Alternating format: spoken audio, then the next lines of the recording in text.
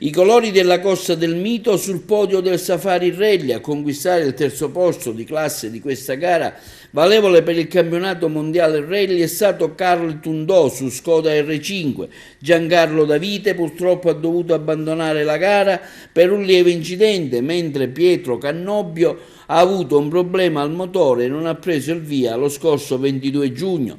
Il Safari Rally si è concluso ieri, domenica 25 giugno, col piazzamento meritatissimo.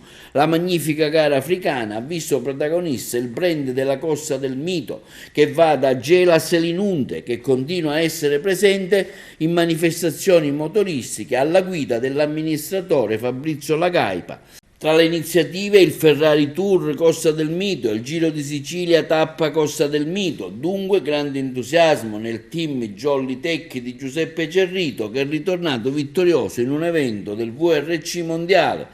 La gara è stata seguita in diretta da Rally Italia Live in sinergia con Giuseppe Galfano, che è uno dei referenti della Costa del Mito. Con la cerimonia di premiazione si è chiusa pertanto questa edizione avvincente per le condizioni meteo che hanno reso incerto l'esito fino all'ultima prova.